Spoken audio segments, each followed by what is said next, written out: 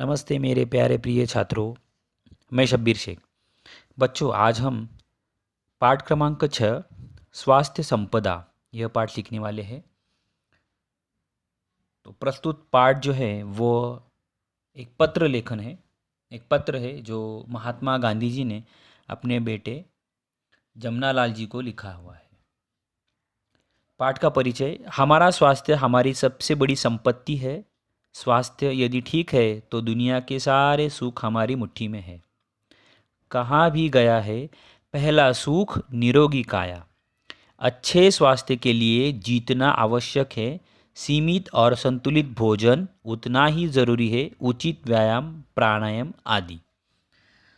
तो देखते हैं महात्मा गांधी जी ने यह पत्र जो है अपने बेटे जमनालाल जी को लिखा हुआ है। चिरंजीव जमनालाल, तुम्हारा पत्र अभी मेरे हाथ लगा, सुना और उसका जवाब लिख रहा हूँ। तुम चाहते हो वे सब आशीर्वाद टोकरियों में भर तुम्हारे जन्मदिवस पर तुम्हें मिले। तुम्हारे स्वास्थ्य के संबंध में सब कुछ जानने के बाद भी जो विचार मैंने बताए हैं उन पर मैं स्वयं दृढ़ हूँ। तुमको अपने खर्च से भोजन प्राप्त करने की छुट्टी मिल सके तो उसे प्राप्त करने में कोई दोष नहीं समझता। शरीर को एक अमानत समझकर यथासंभव उसकी रक्षा करना रक्षक का धर्म है। मौज मज़े के लिए गुड़ की एक डली भी ना मांगो, न लो, परंतु औषधि के तौर पर महंगे से महंगे अंगूर भी मिल सके तो प्राप्त करने में कोई बुराई नहीं दिखाई देती। इसलिए ऐसे भोजन को ग्रहण करने में उद्वेग की आवश्यकता नहीं। उद्वेग मतलब जो है प्रबलता। आगे देखिए, ऐसी ही स्थिति में दूसरों को भी ऐसा खाना खिलाया जा सके जो खिलाना चाहिए। मेरी दृष्टि में जितने गेहूं मिलते हैं उतने खाने की ज़रूरत नहीं। गुड़ को बिल्कुल छोड़ देना उचित मानता हूँ। तुम्हारे शरीर को गुड़ की ज़रा भी आवश्यकता नहीं। इसके बदले निर्दोष शुद्ध शहद लेना अधिक अच्छा है, परंतु जब तक मीठे फल मिल सकते हैं उसकी भी ज़रूरत नहीं। दूध की मात्रा बढ़ाना अच्छा है। जैतून के तेल की जगह मक्खन लेते हो यह ठीक ही है। मक्खन में जो विटामिन होते हैं वे जैतून के तेल में नहीं होते। साग में हरी सब्जी होनी चाहिए। आलू वगैरह लगभग रोटी का स्थान लेते हैं। इनमें स्टार्च होता है।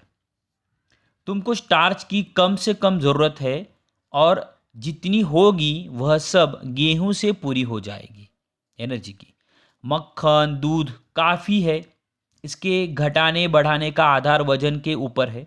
वजन के स्थिर हो जाने तक और हजम होता रहे तब तक मक्खन की अथवा दूध की या दोनों की मात्रा बढ़ाते जाना चाहिए।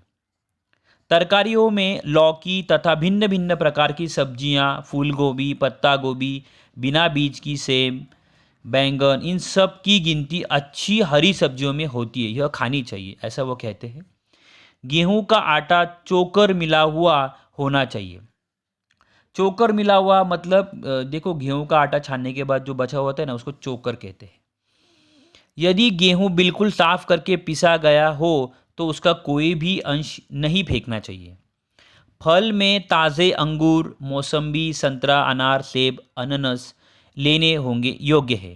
देखिए, अगर आप चित्र में देखेंगे तो फल के बारे में दिया हुआ है और सब्जियों के बारे में भी दिया हुआ है, दूध के बारे में भी दिया हुआ है। चित्र देखिए आप। आजकल जो प्रयोग अमेरिका में हो रहे हैं उससे मालूम होता है कि एक ही साथ बहुत सी चीज़ें नहीं मिला देनी चाहिए। फल अकेला ही खाने से उसके गुण बढ़ते हैं। भूखे पेट खाना सर्वोत्तम है। क्या कहते हैं? गांधी जी कहते हैं कि फल भूखे पेट खाइए। अंग्रेजी में कहावत भी है कि सुबह का फल सोना है और दोपहर का चांदी है, इसलिए पहला खाना अकेले फल का होना चाहिए। क्या तुम सुबह गर्म पानी पीते हो? सुबह गर्म पानी पिए तो हर्ज नहीं। तुमको 24 घंटे खुली हवा में रहने की इजाज़त मिल सकती हो तो ले लेनी चाहिए। क्या कहते हैं? गांधी जी कहते हैं कि 24 घंटे खुली हवा में चाहिए। खुली हवा में रोज धीरे धीरे प्राणायाम कर सको तो और अच्छा है। अगर आप देखेंगे तो बच्चे कुछ सूर्य नमस्कार प्राणायाम कर रहे हैं।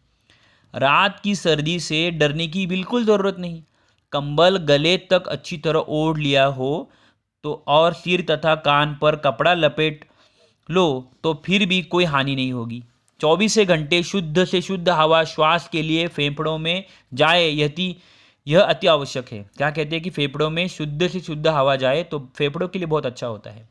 सुबह की धूप सहन हो सके तो इस तरह शरीर को खुली हवा में जितना खुला रख सको उतना रखना चाहिए। माधव जी की गाड़ी तो ठीक चल रही है, वहाँ जो साथी रहते हो और जो आवे सो हम तीनों का यथायोग्य आशीर्वाद पावे। बापू के आशीर्वाद। यह सुंदर ऐसा पाठ है, पत्र है जो गांधी जी ने अपने बेटे जमनालाल जी को लिखा हुआ है। उन्होंने उनके पत्र को उत्तर देते हुए यह पत्र लिखा हुआ है और उनके स्वास्थ्य के संबंधी यह वो कुछ जानकारियाँ, कुछ महत्वपूर्ण टिप्पणियाँ वो उन्हें देते हैं। धन्यवाद।